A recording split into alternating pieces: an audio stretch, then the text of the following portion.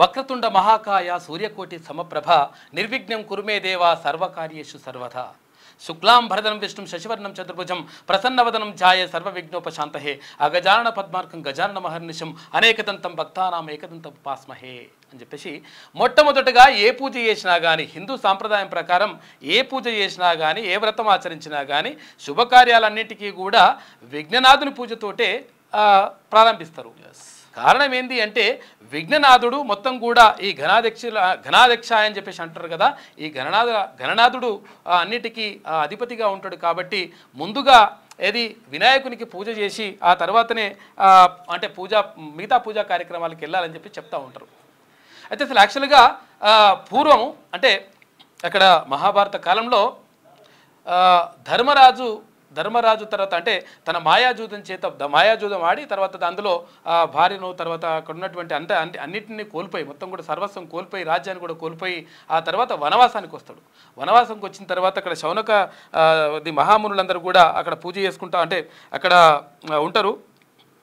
దాయాదులతో మాయాజూదం వల్ల రాజ్యాన్ని పోగొట్టుకొని ఎక్కడికి భార్య తర్వాత సోదరులతో వనవాసం చేస్తాడు. అయితే నైమిషారణ్యానికి చేరుకుంటాడు. అయితే శౌనకాది ఋషులు అనేక పురాణ రహస్యాలను బోధిస్తున్నటువంటి సూత మహాముని దర్శించి తనకు తిరిగి రాజ్యం రావాలని చెప్పేసి ఆ ధర్మరాజు ఆయనను కోరుతాడు.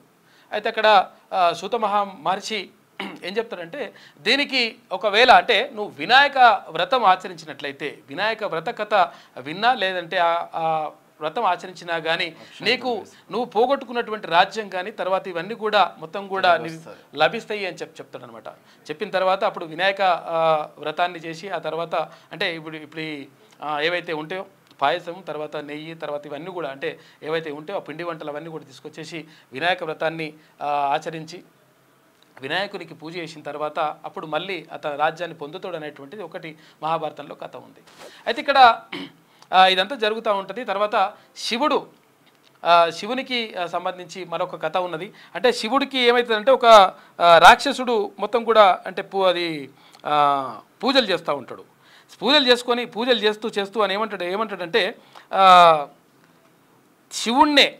శివుణ్ణే ఏమంటాడంటే శివుడే నువ్వు నా దగ్గరికి రావాలి, సకల శుభాలు ఒనగిరే వినాయక వ్రతం వర్తించాలని చెప్పి ఇందాక చెప్పుకున్నాం కదా. అయితే విఘ్నేశ్వరోత్పత్తి చంద్రదర్శన దోష కారణం శాపమోక్షం గురించి ఆ మహాముని ఇలా చెప్పసాగాను.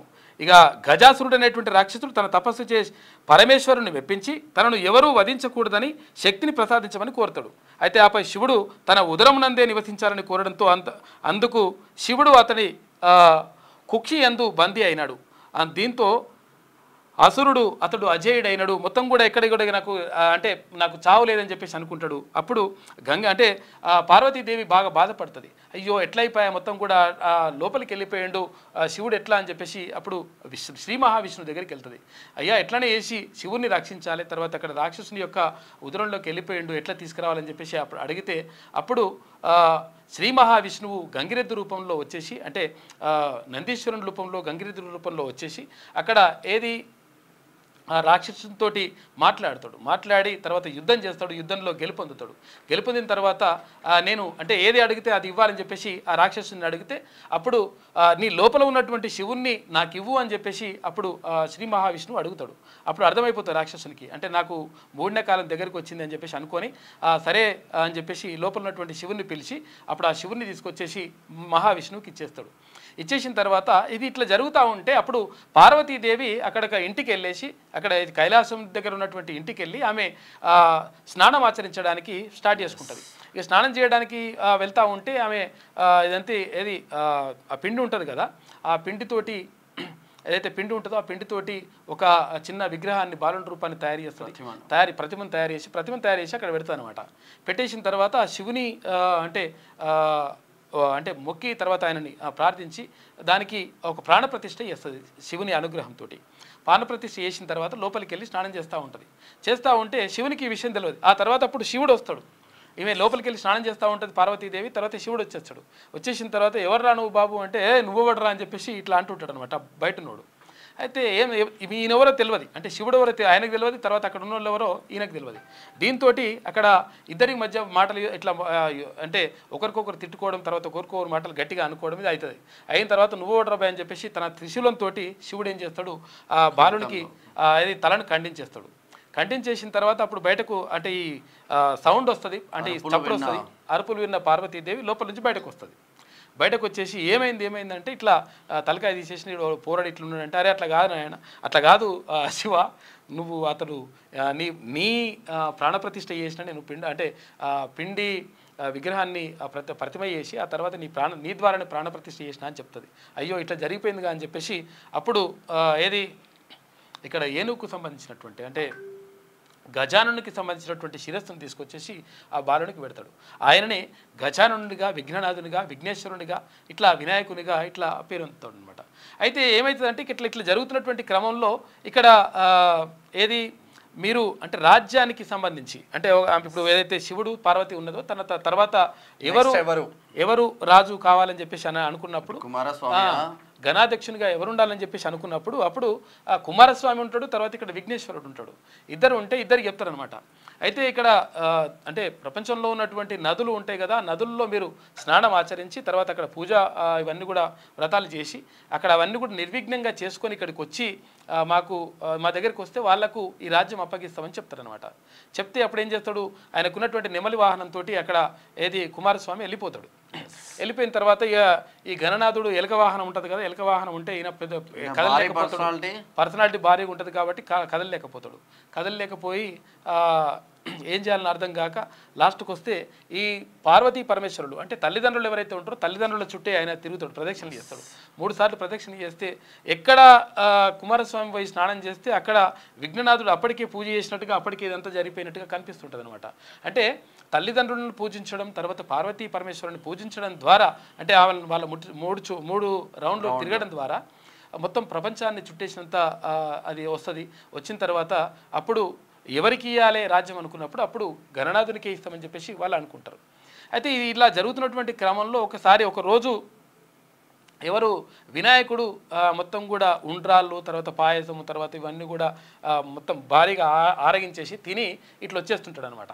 వచ్చేస్తుంటే అక్కడ పైన ఉన్నటువంటి చంద్రుడు అది చూసి అంటే ఇది చూసి వినాయకుడు ఇట్లా అయిందని చూసి హేళన చేసి నవ్వుతే ఈ వినాయకునికి అట్లా ఆపుకోలేక పుట్ట పగిలిపోతుంది అనమాట. పుట్ట పగిలిపోతే అప్పుడు పార్వతీదేవికి బాగా కోపం వస్తుంది. కోపం వచ్చిన తర్వాత అరే ఏంద్రా బాబు ఇట్లా చేసినావు అని చెప్పేసి ఆమె శాపం పెడుతుంది. చంద్రుడిని ఎవరైతే చూస్తారో ఆ చంద్రుడు చూసిన వాళ్ళకు నీలాప నిందలతోటి వాళ్ళు కష్టాల పాలు అవుగాక అని చెప్పేసి ఆమె శాపం పెడుతుంది. ఇప్పటికీ కూడా గర్భిణీ స్త్రీలు ఉన్నప్పుడు చూడరు. అయితే అట్లా శాపం పెడుతుంది. శాపం పెట్టిన తర్వాత అప్పుడు శౌనకాది మహామునులు అందరూ కూడా మొత్తం కూడా పార్వతీదేవికి ప్రార్థన చేస్తారు. అమ్మ నువ్వు పెట్టినవు బాగానే ఉన్నది కానీ చంద్రుని చూడకుండా ఎట్లా ఉండగలుగుతారు? భూమి మీద కానీ ఇప్పుడు 3 లోకాల్లో కానీ చంద్రుని చూడకుండా ఉండడం సాధ్యం కాదమ్మా, మరి ఎట్లా పరిస్థితి అని చెప్పేసి అందరూ కూడా ఆమెను వేడుకుంటే ఆమె ఏం చేస్తుందంటే అప్పుడు నేను పెట్టినటువంటి శాపం ఎట్లకైనా కాదు వెనక తీసుకోవడం కుదరదు.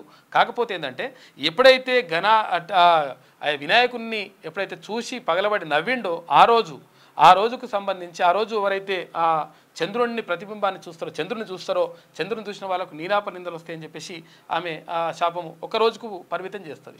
పరిమితం చేసిన తర్వాత ఒక రోజు ఏమవుతుందంటే ఇక్కడ మహాభారతం కాలం జరుగుతూ ఉంటే అప్పుడు శ్రీకృష్ణుడు ఒక రోజు ఆయనకు పాలంటే బాగా ఇష్టం కదా, ఎందుకంటే వెన్న పాలు ఇవన్నీ కూడా చిన్నప్పటి నుంచి ఇష్టం కాబట్టి ఒకరోజు పాలు వెండుతూ ఉంటే అక్కడ ఉన్న ఏదైతే అది ఉంటుందో అది ఉంటుంది కదా పాలకున్నటువంటి పాత్ర ఉంటుంది కదా, ఆ పాత్రలో పాలు వెండుతూ ఉంటే ఆ పాలల్లో చంద్రుడి ప్రతిబింబం కనిపిస్తుంది. కనిపించడంతో నీలాప నిందలు ఎదురుతాయి అనేటువంటి విషయం తెలిసిపోతుంది. ఎట్లా నీలాప నిందలు ఎదురుతాయి అని చెప్పేసి కొన్ని రోజులు అనుకున్న తర్వాత అయితేలే కావులే అని చెప్పేసి అనుకున్న తర్వాత కొన్ని రోజులు గడిచినాక ఒకసారి సత్రాజిత్తుడు అనేటువంటి ఒక రాజు ఉంటాడు. ఆ సత్రాజిత్తుడు అనేటువంటి రాక్షస రాజు ఉంటాడు. ఆయన దగ్గరికి వెళ్ళి ఆయనకి నాకు మంచి ఫ్రెండ్షిప్ ఉంటుంది అనమాట. వెళ్ళి అక్కడ సత్రాజిత్తుడు ఏమైతే అంతకుముందే శమంతకం అనేటువంటి మణిని సాధిస్తాడు. దాంతో 100 కిలోల బంగారం మొత్తం ఏదంటే అది వస్తుంటుంది అనమాట. అయితే ఆ శమంతకం అనేటువంటి దాన్ని తీసుకొచ్చి సత్రాజిత్తుడు దగ్గర పెట్టుకుంటే ఈ సత్రాజిత్తుడి దగ్గర ఈ శ్రీకృష్ణుడు అడుగుతాడు, అరే ఆ మణిని నాకు ఇయ్యరాదని చెప్పేసి అడుగుతాడు. అడిగితే నేను ఇవ్వను నీకు అని చెప్పేసి సత్రాజిత్తుడు చెప్పేస్తాడు. చెప్పేసిన తర్వాత ఇక సరే అని చెప్పేసి నా వెనకకి వెళ్ళేసి వస్తాడు. వెళ్ళేసి వచ్చిన తర్వాత శమంతక మణి ఏదైతే ఉందో సత్రాజిత్తు దగ్గర ఉంటుందో ఆ మణిని తీసుకొని వాళ్ళ తమ్ముడు తీసుకొని వాడు అడవికి పోతాడు. అడవికి పోయిన తర్వాత ఏమవుతుందంటే అడవికి పోయిన తర్వాత అక్కడ ఒక సింహము సత్రాజిత్తుని తమ్ముని మీద దాడి చేసి ఆ శమంతక మణిని ఎత్తుకొని పోతుంది. ఎత్తుకొని పోతే ఇక సత్రాజిత్తుడు ఆయన తమ్ముడు చనిపోతాడు. చనిపోయిన తర్వాత అక్కడ అడవిలోనే పడిపోయిన తర్వాత ఆ మణిని ఎత్తుకొని పోతుంది. పోయిన తర్వాత ఏమవుతుంది, దాన్ని జాంబవంతుడు చూస్తాడు. జాంబవంతుడు చూసి ఆ సింహాన్ని సంహరించి చంపేసి ఆ తర్వాత మణిని తీసుకొచ్చేసి అక్కడ ఎవరైతే ఆయన కూతురు ఉంటుందో జాంబవతి ఉంటుందో ఆ జాంబవతి దగ్గర పెడతాడు. ఎక్కడ గుహల జాంబవతి దగ్గర పెడతాడు. పెట్టిన తర్వాత ఇదంతా మొత్తం కూడా ఇది శమంతక మణికి సంబంధించి ఇట్లా విషయం వచ్చినప్పుడు ఈయన అడుగుతాడు అనమాట. అంటే సత్రాజిత్తుడు అంటాడు, నా తమ్ముడిని నేను శమంతక మణి ఇయ్యలేదు కాబట్టి నా తమ్ముని దగ్గర శమంతక మణి ఉంటే దాన్ని తీసుకోవడానికి నా తమ్ముని చంపేసినావు నువ్వే అని చెప్పేసి ఆరోపిస్తాడు సత్రాజిత్తుడు. అయితే అప్పుడు చాలా బాధ అనిపిస్తుంది శ్రీకృష్ణునికి. అరే నేను అనవసరంగా నేను ఏం చేయలేదని, నేను అసలు దానికి నాకు సంబంధం లేదు కదా, అయినా కానీ చెప్పేసి నా మీద నీలాప నిందలు వస్తున్నాయని చెప్పేసి చాలా బాధపడతాడు శ్రీకృష్ణుడు.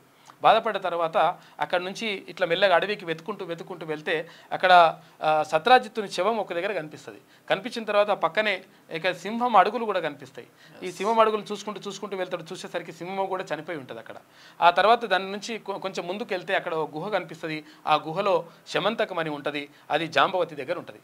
పోయి గుహలోకి వెళ్ళి శ్రీకృష్ణుడు జాంబవతి దగ్గర ఉన్నటువంటి ఆ మణిని తీసుకునేటువంటి ప్రయత్నం చేస్తాడు. అప్పుడు జాంబవంతుడు వస్తాడు. జాంబవంతుడు వచ్చి ఏం రా నాయన అట్లని చెప్పేసి జాంబవంతునికి తర్వాత శ్రీకృష్ణుడికి మధ్య ఒక రకమైన యుద్ధం జరుగుతుంది. యుద్ధం జరిగితే ఆ యుద్ధంలో జాంబవంతుడిని ఓడిస్తాడు శ్రీకృష్ణుడు. ఆ తర్వాత శమంతకమణిని తీసుకుంటాడు. అప్పుడు ఆ శమంతకమణితో పాటు తన కూతురును కూడా ఇచ్చి నేను పెళ్లి చేస్తా అని చెప్పేసి తన కూతురును కూడా జాంబవతిని కూడా ఇచ్చేస్తాడు జాంబవంతుడు. ఇచ్చేసి పెళ్లి చేసేసి పంపిస్తాడనమాట.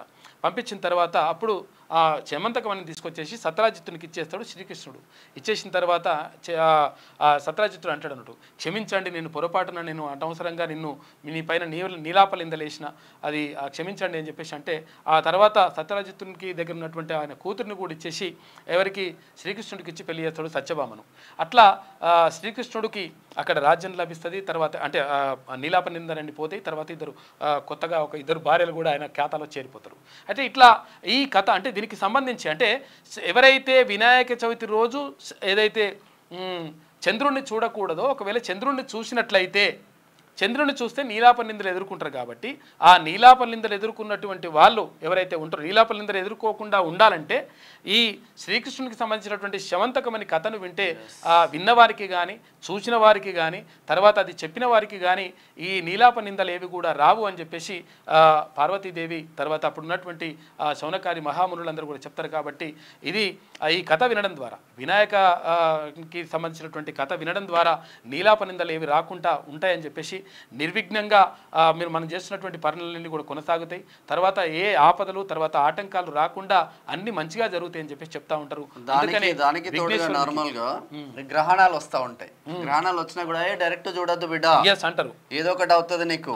దీనికి దానికి లింక్అప్ గా ఉంటాయి. గ్రహాలు వాటర్ లో చూడడము, మీరు అన్నట్టు పాలల్లో చూడడము, ఇట్లా చూస్తూ ఉంటారు. గ్లాసెస్ పెట్టి చూడడం ఇట్లా చూస్తారు. ఇది ఇట్లా ఉంటే నార్మల్ గా వినాయకుడికి ఎందుకు మొదటి పూజ చేయాలి?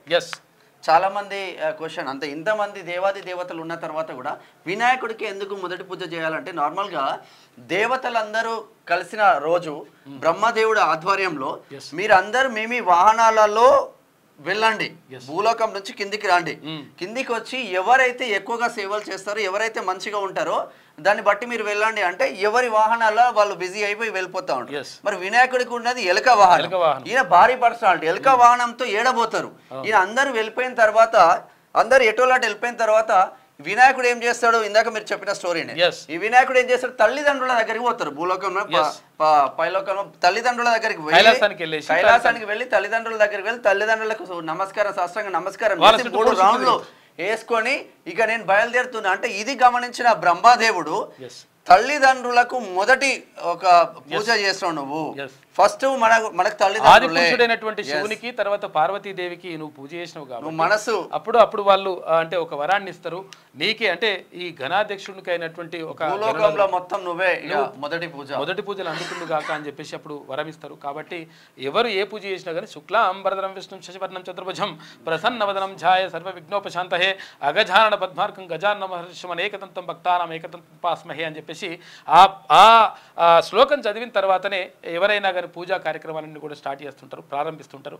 కాబట్టి గణనాథునికి సంబంధించినటువంటి ఏదైతే చంద్రుడిని అంటే చవితి రోజు వినాయక చవితి రోజు చంద్రుని చూసినటువంటి వాళ్ళకు నీలాపనిందలు కలగకూడదు అంటే ఈ కథను విన్న వాళ్ళకు ఆ నీలాపనిందలు కలగవి అని చెప్పేసి పురాణాలు చెప్తా ఉన్నాయి. కాబట్టి దానికి సంబంధించి ఈ కథను అది చెప్తా ఉంటారు. నార్మల్గా వినాయకుడికి ఎందుకు నవరాత్రులు చేస్తూ ఉన్నారు అంటే ఇది మన స్వతంత్రం వచ్చినప్పటి నుంచి మనల్ని స్వాతంత్రం రాకపూర్వం, స్వాతంత్రం రాకమంటే ముందు ఏమవుతుందంటే యాక్చువల్గా బ్రిటిష్ వాళ్ళ పరిపాలన కొనసాగుతుంటే ఈ వినాయక చవితి ఉత్సవాలు ఎందుకు చేస్తారంటే గణపతి ఉత్సవాలు గణేష్ ఉత్సవాలు ఎందుకు చేస్తారు అంటే బ్రిటిష్ కాలంలో బ్రిటిష్ల వాళ్ళు పాలిస్తున్నటువంటి సమయంలో ఏమవుతుందంటే ఎవరు అంటే ఇద్దరు కలిసి మాట్లాడుకోవద్దు, తర్వాత నలుగురు కలిసి ఒక దగ్గర కూడొద్దు, తర్వాత 144 సెక్షన్ లాగా అప్పుడు ఒక విధించేటోళ్ళు అనమాట.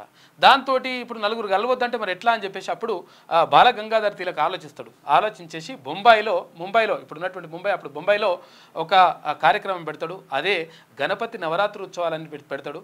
పెట్టేస్తే అప్పుడు ఏమవుతుందంటే ఒకరికొకరు మాట్లాడుకోవడం అనేటువంటి రూల్స్ అండ్ రెగ్యులేషన్స్ ఉండేవి అప్పుడు. ఎందుకంటే పూజ కాబట్టి అందరూ వచ్చేస్తారు, అందరి దగ్గర వచ్చేసి గుమిగూడతారు, గణపతికి పూజ చేసుకుంటారు. ఈ నవరాత్రి ఉత్సవాలు చేసుకోవడంతో పాటు స్వాతంత్రానికి సంబంధించినటువంటి అంశాలపైన వాళ్ళు చర్చించుకుంటారు. చర్చించుకొని స్వాతంత్రోద్యమాన్ని ముందుకు తీసుకెళ్లడానికి ఈ నవరాత్రి ఉత్సవాలు అనేటువంటివి ముంబైలో ప్రారంభమైనవి. అవి దేశవ్యాప్తంగా ఇప్పుడు విస్తరించినాయి. దేశవ్యాప్తంగా కాదు, ప్రపంచవ్యాప్తంగా ఎవరైతే హిందువులు ఉంటారో ఆ హిందువులు చాలా వరకు ఈ నవరాత్రి ఉత్సవాలను జరుపుకుంటూ ఉంటారు. అయితే వినాయకునికి విఘ్ననాథునికి పూజలు చేయడం ద్వారా విఘ్నాలు తొలగిపోయి అంతా మంచి జరుగుతుంది, శుభం జరుగుతుంది అనేటువంటి నమ్మకం హిందువులో ఉంటుంది. కాబట్టి ఈ వ్రతాన్ని వాళ్ళందరూ కూడా ఆచరిస్తూ ఉంటారు. ఇది ఓవరాల్గా గణపతి చరిత్ర. లైక్ చేయండి,